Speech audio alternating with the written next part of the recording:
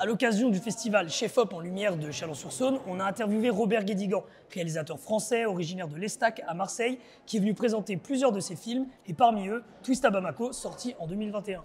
Un film traitant des premières années d'indépendance du Mali et de la jeunesse militante du pays, Guédigan s'est inspiré d'un photographe, Malik Sidibé. De ce film découle une exposition photo de Marseille à Bamako, présentée durant le festival à l'Espace des Arts de Chalon-sur-Saône. Malik Sidibé, c'est un photographe malien de Bamako, qui était surnommé d'ailleurs l'œil de Bamako, qui a photographié essentiellement des jeunes gens, des jeunes filles en train de s'amuser, de danser, de se baigner, beaucoup en train de danser. Les photographies sont tout à fait saisissantes. En fait, il y a eu une exposition, je ne sais plus en quelle année, il n'y a pas si longtemps que ça, il y a quelques années, 2-3 ans avant que je fasse le film. Vous avez découvert ces travaux pour l'exposition, mais qu'est-ce que vous avez ressenti en voyant la première fois la photo? C'était saisissant? Oui, justement, non, c'est vrai qu'après, c'est vrai que la beauté de ce noir et blanc-là m'a... c'est une émotion esthétique, mais une émotion esthétique ne va jamais sans une émotion de contenu, c'est-à-dire il y a aussi que racontent ces photos. C'est pas que le grain, la lumière, frontale ou pas, c'est pas... Bon, c'est aussi ce qu'il y a dans le regard de ces jeunes gens-là, c'est aussi donc de se demander mais pourquoi sont-ils si joyeux, quoi, si pleins d'allégresse, quoi. Mais c'est parce qu'ils sont dans des mouvements qui transforment leur pays. Et ils se transforment eux, en transformant leur pays, ils se transforment au sens strict du terme, leur corps change, se met en mouvement, bon, c'est tout ça qui, pour moi, apparaît dans les photos, transparaît dans les photos, et que le film essaie de mettre en évidence.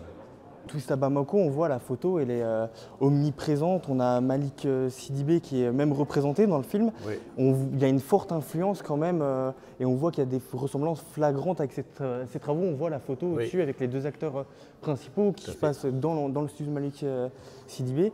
Vous avez réussi à mêler en fait ces deux arts qui sont le cinéma et la photo. C'était important pour vous d'avoir une place aussi grande pour la photo? C'est vrai que je voulais à l'intérieur du film continuer l'hommage et dire tout ce que je devais à Malik Sidibé. Donc j'ai fait à l'intérieur du film quelques photos en noir et blanc, alors que le film est en couleur, et j'ai fait ces photos en noir et blanc à la manière de Malik Sidibé. Donc j'ai reconstitué son studio.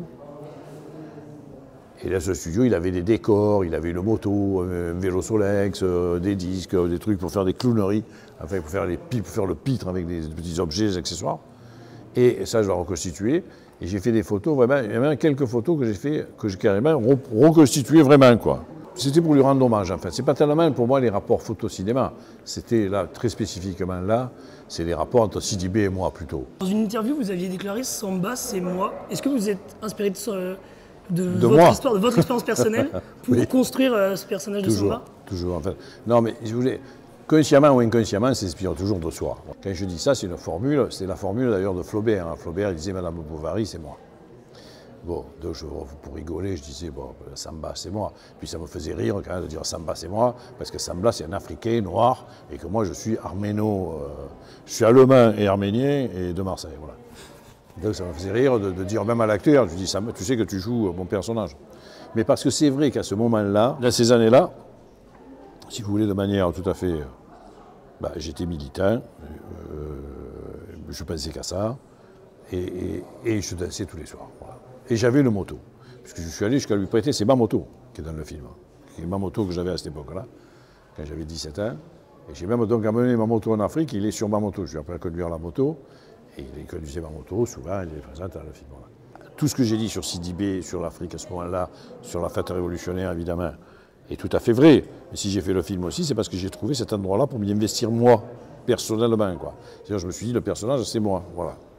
Et du coup, comme Samba, vous êtes allé faire des discours pour essayer d'inculquer le socialisme en France? Beaucoup.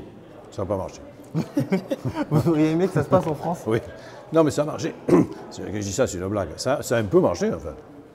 Vous savez, moi, je suis la génération qui a fait 81, hein, qui a fait que Mitterrand, qui a fait le programme commun, sur lequel Mitterrand a été élu quelques années plus tard. Donc, c'est des victoires. Là, récemment, la panthéonisation de Manouchian, c'est des victoires. On ne gagne jamais tout à fait. On gagne un peu, voilà, puis on repère, on regagne. Enfin, c'est un combat permanent. Donc je pense qu'on a gagné sur certains points. Samba et cette révolution africaine, elle a gagné sur quelques points. Après, au bout de 8 ans, elle a disparu, il y a eu un coup d'État, etc. Mais les 8 ans qui ont existé, ils ont existé. Vous voyez ça, je filme comme vous, je suis avec le... Je suis là.